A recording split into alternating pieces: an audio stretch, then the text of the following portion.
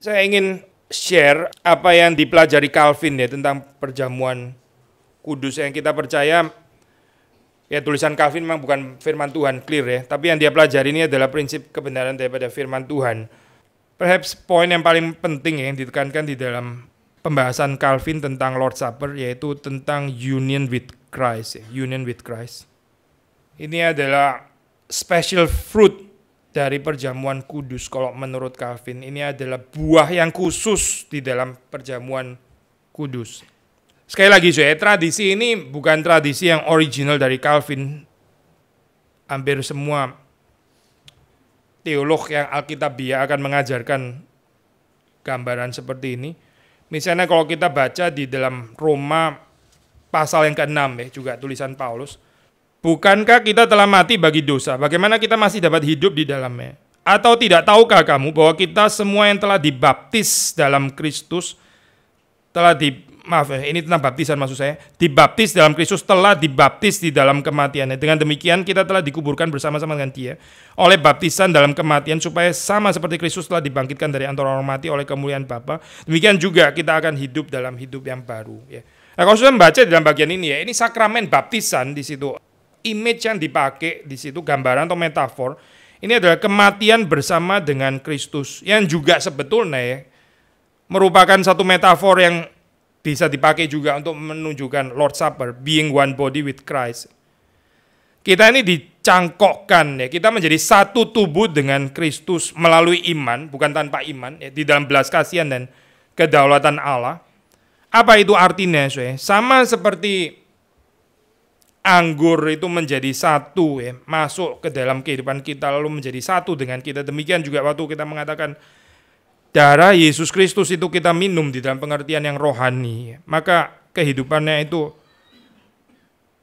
mengalir di dalam kehidupan kita, termasuk juga kuasa kematian itu, bukan cuma kuasa kebangkitan, tapi juga kuasa kematian. Maksudnya seperti kehidupan Yesus yang tekun memikul salib, ya, itu kehidupannya. Kehidupannya itu adalah the art of dying. Ini paradoks ya, kehidupan Yesus itu the art of dying, and yet kita percaya dari perspektif reform, dari ajaran Alkitab, orang yang mengerti the art of dying itulah yang betul-betul mengerti the art of living. Orang yang gak mau belajar the art of dying, yang tahunnya cuma mau mempelajari the art of living a good life, ya, bagaimana hidup dengan berbagai macam fasilitas, enjoying the best things in life dan sebagainya, itu yang truly dying sebetulnya itu. Yang menjalankan the art of dying itulah yang truly living. Dan Yesus selama dia berada dalam dunia, dia menghidupi ini ya, the art of dying gitu. Maka waktu kita mengatakan dalam perjamuan kudus itu darah, nah ya, kita minum secara spiritual manner, maka kita mengatakan juga kehidupan kita seharusnya juga dikuasai seperti kehidupan Kristus itu dikuasai oleh the art of dying ini. Jadi ada kemiripan di sini di dalam perjamuan kudus atau di dalam baptisan seperti yang dicatat di dalam Roma pasal yang ke-6. Become one body with Christ. Jadi ini gambaran yang paradoks ya. Satu sisi ada gambaran participation in Christ's suffering, Christ's death. Sisi yang lain ada gambaran spiritual banquet ya. Dan ini nggak berbenturan kalau menurut Alkitab ya. Kalau kita ini seringkali pikirnya itu one sided gitu ya. Kalau kita bilang pesta, ya pesta, benar-benar pesta gitu. Nggak ada gambaran suffering ya gitu ya. Kalau kita bilang suffering ya suffering gitu. Suffering berarti bukan pesta, pesta bukan suffering.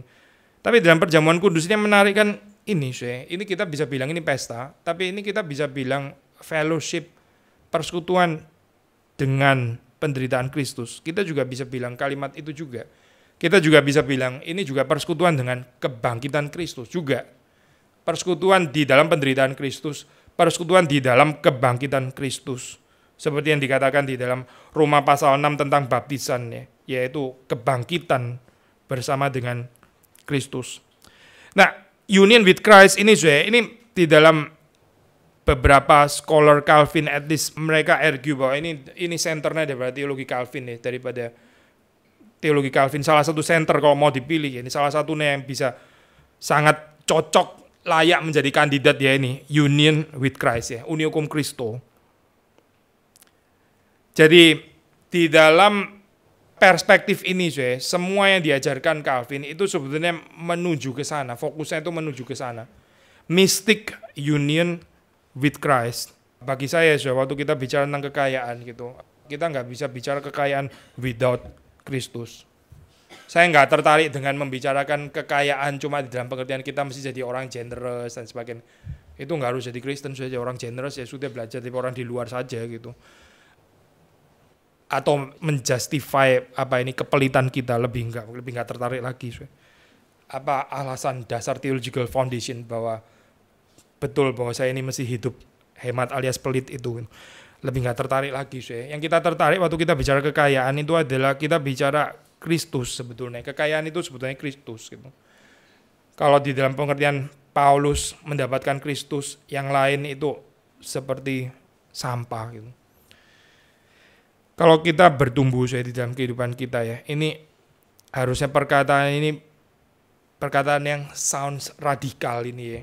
Seharusnya menjadi perkataan yang saudara bisa mengaminkan, bukan secara hipokrit, bukan secara munafik, tapi secara sincere ya. Kalau saya sudah mendapatkan Kristus, yang lain itu memang benar-benar nggak menarik. The fact bahwa kita masih tertarik ini, tertarik itu, tertarik uang, tertarik pujian, tertarik penerimaan, tertarik kita di profile secara bagus oleh orang lain, tertarik ini dan itu dan sebagainya, itu berarti kita ini sebenarnya ada encounter nggak sih dengan Kristus gitu, atau itu Kristus semacam apa yang kita ketemui gitu. Jangan-jangan itu bukan Kristus, karena Kristus yang asli kalau kita berjumpa dengan Dia itu seperti Paulus, hidupnya berubah gitu. Dulu dia mementingkan apa, terus sekarang jadi berubah, semuanya berubah. Sejak peristiwa perjumpaan di Damaskus itu, kehidupan Paulus itu radikali berubah gitu. Karena Kristus waktu menampakkan diri, itu merubah semuanya. Yang lain langsung lengser. Paulus bilang, itu yang lain itu sampah gitu di dalam kehidupan kita.